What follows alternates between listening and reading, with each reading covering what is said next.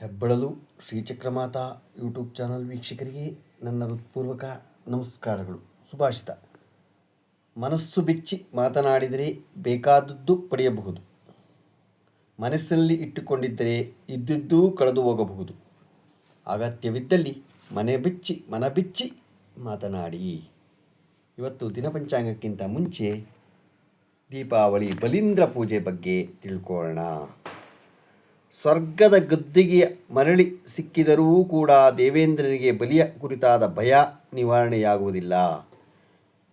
ಯಾವಾಗ ಬಲಿಯು ಸ್ವರ್ಗದ ಮೇಲೆ ಪುನಃ ದಾಳಿ ನಡೆಸುತ್ತಾನೋ, ಎಲ್ಲಿ ತನ್ನನ್ನು ಪದಚ್ಯುತಿಗೊಳಿಸುತ್ತಾನೋ, ಎಲ್ಲಿ ಸ್ವರ್ಗ ಪುನಃ ತನ್ನ ಕೈತಪ್ಪಿ ಹೋಗುವುದೋ ಇತ್ಯಾದಿಯಾಗಿ ಚಿಂತಿಸುತ್ತಾ ದೇವೇಂದ್ರನು ಗುರುವಾದ ಬೃಹಸ್ಪತಿಯು ತನ್ನ ಕಳವಳವನ್ನು ವ್ಯಕ್ತಪಡಿಸುತ್ತಾನೆ. ಆಗ ಬೃಹಸ್ಪತಿ ಆಚಾರ್ಯರು ಅವನಿಗೆ ಗುರುಗಳಾದ ಶಂಕರಾಚಾರ್ಯರು ಬಲವಿದೆ ಹಾಗೂ ಆತನು ಪಾಲಿಸಿಕೊಂಡು ಬರುತ್ತಿರುವ ಧರ್ಮದ ಬಲ ಇದೆ. ಆ ಧರ್ಮವನ್ನು ಅನುಸರಿಸಿ ಸೌಭಾಗ್ಯಲಕ್ಷ್ಮಿ, ಭೋಗಕಾಂತಿ, ಕೀರ್ತಿ, ತೇಜಸ್ಸುಗಳು ಅವನಲ್ಲಿ ನೆಲೆಯಾಗಿ ಎಲ್ಲಿಯವರೆಗೆ ಅವನು ಧರ್ಮವನ್ನು ಬಿಡುವುದಿಲ್ಲವೋ ಅಲ್ಲಿಯವರೆಗೆ ಯಾರಿಗೂ ಅವನಿಂದ ಸೋಲಿಲ್ಲ, ಸಾಧ್ಯ ಇಲ್ಲ. ಅವನು ಏಳಿಗೆಯನ್ನು ನೋಡಿ ನೀನು ಮತ್ಸರ ಪಡೆಯುವುದು ತರವಲ್ಲ.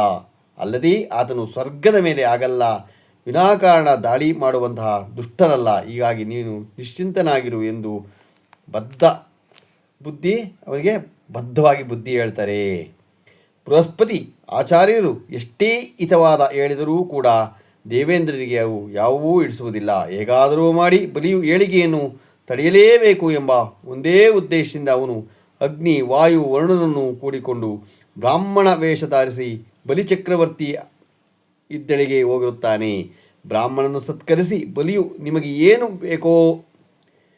ಬೇಕೋ ಕೇಳಿ, ನೀವು ಕೇಳಿದ್ದನ್ನು ಕೊಡುತ್ತೇನೆ ಎಂದಾಗ ಆ ಕಪಟ ಬ್ರಾಹ್ಮಣರು ನಿನ್ನ ಬಳಿ ಇರುವ ಆ ಧರ್ಮವನ್ನೇ ನಮಗೆ ಕೊಡು ಎನ್ನುತ್ತಾರೆ. ಆಗ ಇವರು ನಿಜವಾದ ಬ್ರಾಹ್ಮಣರಲ್ಲ ಎಂಬುದು ಅರಿವಾದರೂ ಕೊಡುತ್ತೇನೆ ಎಂದು ಭಾಷೆ ಕೊಟ್ಟಿರುವುದರಿಂದ ಬಲಿಯು ಧರ್ಮವನ್ನು ಬಿಡುಕೊಡುತ್ತಾನೆ. ಆಗ ಧರ್ಮವನ್ನೇ ಅನುಸರಿಸಿಕೊಂಡು ಇದ್ದ ಸೌಭಾಗ್ಯಲಕ್ಷ್ಮಿ, ಭೋಗಕಾಂತಿ, ಕೀರ್ತಿ, ತೇಜಸ್ಸುಗಳು ಕೂಡ ಬಲಿಯನ್ನು ಬಿಟ್ಟು ದೇವೇಂದ್ರನ ಬಳಿಗೆ ಹೋಗುತ್ತದೆ. ಬ್ರಾಹ್ಮಣರ ವೇಷದಲ್ಲಿ ಬಂದು ವಂಚಿಸಿದವರು ದೇವತೆಗಳು ಎಂಬುದು ತಿಳಿದು ಬಳಿಕ ಬಲಿಯು ಕೋಪಗೊಂಡು ಸ್ವರ್ಗದ ಮೇಲೆ ಯುದ್ಧ ಮಾಡುತ್ತಾನೆ. ಆದರೆ ಅಲ್ಲಿ ಅವನಿಗೆ ಹೀನಾಯವಾಗಿ ಸೋಲು ಉಂಟಾಗುತ್ತದೆ. ಇದರಿಂದ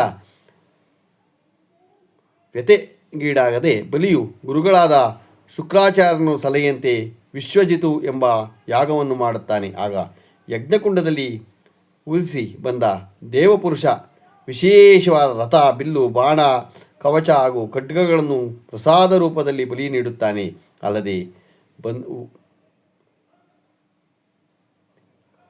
ಊದಿದಾಗಿ ಬರುವ ಶಬ್ದದಿಂದಲೇ ಇದಿರಾಳಿಯ ಅರ್ಧಶಕ್ತಿಯನ್ನು ಸೆಳೆಯಬಲ್ಲಂತಹ ಶಂಖವೊಂದನ್ನು ಶುಕ್ರಾಚಾರ್ಯರು ಬಲಿಗೆ ನೀಡುತ್ತಾರೆ. ಹೀಗೆ ವಿಶೇಷವಾದ ಶಕ್ತಿ ಆಯುಧಗಳನ್ನು ಪಡೆದುಕೊಂಡು ಬಲಿಯು ಪುನಃ ಸ್ವರ್ಗದ ಮೇಲೆ ದಾಳಿ ನಡೆಸಿ ದೇವತೆಗಳನ್ನು ಓಡಿಸಿ ತಾನು ಸ್ವರ್ಗದ ಗದ್ದಿಗೆಯನ್ನು ಅಲಂಕರಿಸುತ್ತಾನೆ.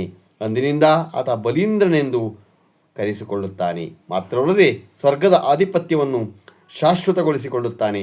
ಸಲುವಾಗಿ ಶುಕ್ರಾಚಾರ್ಯರ ನೇತೃತ್ವದಲ್ಲಿ 3ನೇ ಅಶ್ವಮೇಧ ಯಾಗವನ್ನು ಕೂಡ ಕೈಗೊಳ್ಳುತ್ತಾನೆ. ಅಧಿಪತಿಯು ತನ್ನ ಪುತ್ರರಾದ ಇಂದ್ರನಿಗೆ ಒದಗಿದ ದುಸ್ಥಿತಿಯನ್ನು ನೋಡಿ ನೊಂದುಕೊಂಡು ಸತಿಯಾದ ತತ್ಕಪರದಲ್ಲಿ ಮಾಡುತ್ತಾಳೆ. ಪತಿಯಾದ ಕಶ್ಯಪರಲ್ಲಿ ಹೇಳ್ತಾಳೆ. ಆಗ ಕಶ್ಯಪರು ಸನ್ನಂತಹ ಪ್ರಾಪ್ತಿಗಾಗಿ ಆಚರಿಸುವ ವ್ರತವೊಂದನ್ನು ಮಾಡುವಂತೆ ಹೆಂಡತಿಗೆ ಸಲಹೆ ನೀಡುತ್ತಾರೆ.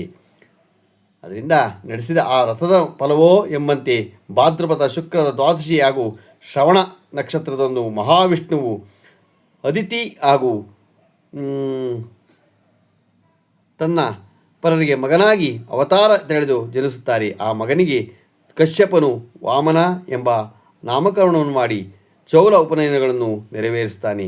ಒಬ್ಬ ಚಿಕ್ಕ ವಟುವನ್ನು ರೂಪದಲ್ಲಿ ವಾಮನನ್ನು ಭಿಕ್ಷೆಗಾಗಿ ಬಲಿ ಚಕ್ರವರ್ತಿಯು ಯಾಗಶಾಲೆಗೆ ಬರುತ್ತಾನೆ. ಅಶ್ವಮೇಧ ಯಾಗದ ಪೂರ್ಣಾವತಿಗಳಲ್ಲಿ ಸಂದರ್ಭದಲ್ಲಿ ಕೇಳಿದವರಿಗೆ ಅವನು ಬಯಸಿದ್ದನ್ನು ದಾನ ಮಾಡುವ ರೂಢಿ.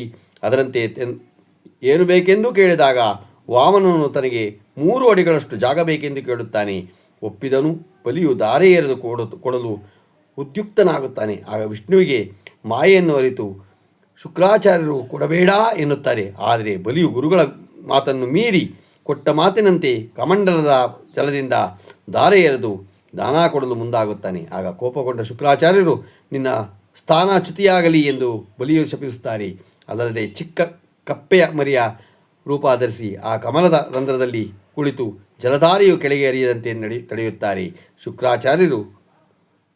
ಶುಕ್ರಾಚಾರ್ಯರ ಕುಯುಕ್ತಿಯನ್ನು ಅರಿತು ವಿಷ್ಣುವು ಮನೋಹರವಾಗಿ ಸಿಕ್ಕಿಕೊಂಡಿರಬೇಕು ತೆಗೆಯುತ್ತೇನೆ ಎನ್ನುತ್ತಾ ಏನೋ ಕಸ ಸಿಕ್ಕಿಕೊಂಡಿರಬೇಕು ತೆಗೆಯುತ್ತೇನೆ ಎನ್ನುತ್ತಾ ಒಂದು ದರ್ಬೆಯನ್ನು ಕಡ್ಡಿಯಿಂದ ಕಮಂಡದ ನಾಶದೊಳಗೆ ತೂರಿಸುತ್ತಾರೆ. ಅದು ಕಪ್ಪೆಯ ಕಣ್ಣನ್ನು ಚುಚ್ಚುತ್ತದೆ.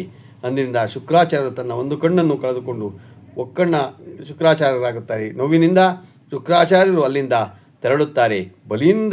ಬಲಿಚಕ್ರವರ್ತಿಯು ಧಾರೆ ಎರೆದು ದಾನ ಕೊಟ್ಟು 3 ಹೆಜ್ಜೆಗಳನ್ನು ಜಾಗ ತೆಗೆದುಕೊಳ್ಳುತ್ತಾ ಎನ್ನುತ್ತಾರೆ. ಆಗ ವಾಮನನು ತ್ರಿವಿಕ್ರಮನಾಗಿ ಆಕಾಶದೆತ್ತರಕ್ಕೆ ಬೆಳೆದು 1ನೇ ಹೆಜ್ಜೆಯಿಂದ ಇಡೀ ಭೂಮಿಯನ್ನು ಅಳೆಯುತ್ತಾನೆ. 2ನೇ ಹೆಜ್ಜೆಯಿಂದ ಆತ ಜಯಿಸಿಕೊಂಡ ಸ್ವರ್ಗವನ್ನು ಅಳೆಯುತ್ತಾನೆ.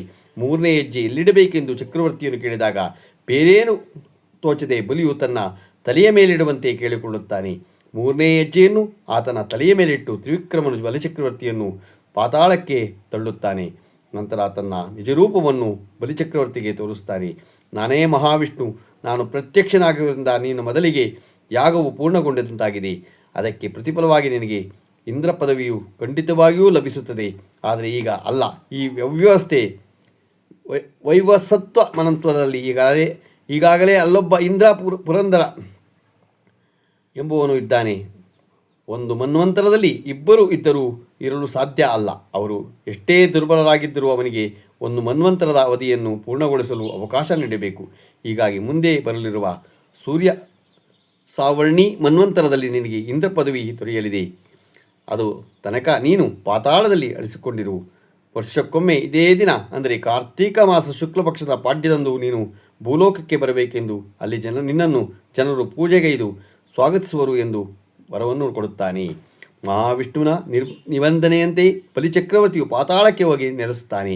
ಪ್ರತಿ ವರ್ಷ ದೀಪಾವಳಿ ಸಮಯದಲ್ಲಿ ಬಲಿಪಾಡ್ಯಮೆಯಂದು ಎಲ್ಲರೂ ದೀಪಗಳನ್ನು ಹಚ್ಚಿ ಬಲಿವೇಂದ್ರನನ್ನು ಪೂಜಿಸಿ ಕೂಗಿ ಕರೆದು ತಾವು ಬೆಳೆಗಳನ್ನು ಅರ್ಪಿಸಿದಾಗ ಆ ಬಲಿಚಕ್ರವರ್ತಿಯು ಭೂಲೋಕಕ್ಕೆ ಬಂದು ತನ್ನ ಪ್ರಜೆಗಳನ್ನು ಕೊಡುವ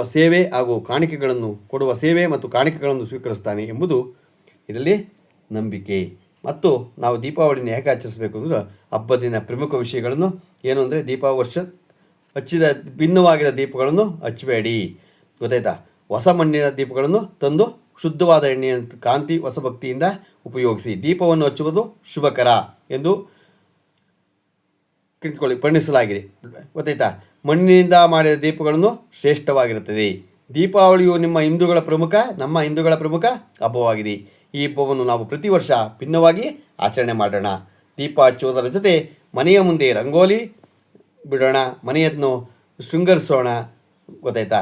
ದೀಪಾವಳಿಯಂದು ಧನಲಕ್ಷ್ಮಿ ಪೂಜಿಸುವುದರ ಜೊತೆಗೆ ಗಣೇಶನನ್ನು ಪೂಜಿಸುವುದು ಶ್ರೇಷ್ಠ ಅಂತ ನಾವು ತಿಳ್ಕೊಳ್ಳೋಣ. ಗಣೇಶನ ಪೂಜೆ ಮಾಡೇ ನಾವೇನು ಬೇಕಾದ್ರೂ ಮಾಡಬೇಕು, ಗೊತ್ತಾಯ್ತಾ. ದೀಪಾವಳಿಗೆ ಜನರು ಪಟಾಕಿಗಳು ಕೊಳ್ಳುತ್ತಾ ಪಟಾಕಿ ಪ್ರಕೃತಿಗೆ ಅನುಗುಣವಾಗಿ ಪರಿಸರ ಹಾಳು ಮಾಡದಂತೆ ನಾವು ಉಪಯೋಗಿಸೋಣ. ದೀಪಾವಳಿ ದಿನದಂದು ಹೊಸ ಬಟ್ಟೆಗಳನ್ನು ಧರಿಸಿದರೆ ಉತ್ತಮ ಅಂತ ತಿಳ್ಕೊಳ್ಳೋ ಹಿಂದೆ ಹೇಳಿದ್ದಾರೆ. ದೀಪಾವಳಿಯ ದಿನದಂದು ಸ್ನೇಹಿತರಿಗೆ ಸಂಬಂಧಿಸಿದ ಸಿಹಿಯನ್ನು ಹಂಚಿ ಎಲ್ಲರಿಗೂ ಶುಭ ಕೋರೋಣ. ದೀಪಾವಳಿ ದಿನದಂದು ಶುಭ ಚಿಂತನೆಗಳನ್ನು ಮಾಡಿ ನಕಾರಾತ್ಮಕ ಚಿಂತನೆಗಳನ್ನು ಬಿಡೋಣ. ಎಲ್ಲರಿಗೂ ಈ ವಿಶ್ವಾವಸುನಾಮ ಸಂವತ್ಸರ ದೀಪಾವಳಿ ಶುಭಾಶಯಗಳನ್ನು ಎಲ್ಲರಿಗೂ ತಿಳಿಸೋಣ. ನಮಸ್ಕಾರಗಳು. ಆಮೇಲೆ ಇವತ್ತಿನ ದಿನಪಂಚಾಂಗವನ್ನು ತಿಳ್ಕೊಳ್ಳೋಣ. ದಿನಾಂಕ 22/10/2025 ಬುಧವಾರ, ಶ್ರೀ ವಿಶ್ವಾವಸುನಾಮ ಸಂವತ್ಸರ, ದಕ್ಷಿಣಾಯನ, ಶರದೃತು, ಕಾರ್ತೀಕ ಮಾಸ, ಶುಕ್ಲ ಪಕ್ಷ, ತಿಥಿ ಪಾಡ್ಯ, ಸಾಯಂಕಾಲ 5:33, ನಕ್ಷತ್ರ ಸ್ವಾತಿ, ರಾತ್ರಿ 12:24, ಮಳೆ ಚಿತ್ತೆ 4ನೇ ಪಾದ, ರಾಹುಕಾಲ 12 ಗಂಟೆ 7 ನಿಮಿಷದಿಂದ 13 ಗಂಟೆ 1:36, ರಾಹುಕಾಲ 12:07ರಿಂದ 1:36, ಗುಳಿಕ ಕಾಲ 10:39ರಿಂದ 12:07, ಯಮಗಂಡ ಕಾಲ 7:40ರಿಂದ 9:11, ಇವತ್ತು ಯಾರು ಹುಟ್ಟುಹಬ್ಬ ಆಚರಿಸ್ಕೊತಿದ್ರು, ಮದುವೆಯಾದ ದಂಪತಿಗಳು ವಾರ್ಷಿಕೋತ್ಸವ ಆಚರಣೆ ಮಾಡ್ಕೊತಿರೋರಿಗೆ ನಮ್ಮ ಹೆಬ್ಬಳದೂರು ಶ್ರೀ ಚಕ್ರಮಾತಾ ಯೂಟ್ಯೂಬ್ ಚಾನಲ್ ಕಡೆಯಿಂದ ಶುಭ ಕಾಮನೆಗಳನ್ನು ತಿಳಿಸ್ತೀವಿ. ದೇವರವರಿಗೆ ಆಯಸ್ಸು, ಆರೋಗ್ಯ, ಐಶ್ವರ್ಯ ಎಲ್ಲ ಕೊಟ್ಟು ಕಾಪಾಡಲಿ ಅಂತ ಕೇಳ್ಕೊತೀನಿ. ನಮ್ಮ ಹೆಬ್ಬಳದೂರು ಶ್ರೀ ಚಕ್ರಮಾತಾ ಯೂಟ್ಯೂಬ್ ಚಾನಲ್ ಯಾರು ಸಬ್ಸ್ಕ್ರೈಬ್ ಆಗಿಲ್ವೋ ದಯಮಾಡಿ ಸಬ್ಸ್ಕ್ರೈಬ್ ಆಗಿ, ಲೈಕ್ ಕೊಡಿ. ಇದು ನಿಮ್ಮದೇ ಚಾನಲ್ ಆಗಿದ್ದರಿಂದ ನಮ್ಮ ಲಿಂಕನ್ನು ಬೇರೆ ಫಾರ್ವರ್ಡ್ ಮಾಡಿ. ನಮಸ್ಕಾರಗಳು, ನಮಸ್ಕಾರಗಳು, ನಮಸ್ಕಾರಗಳು.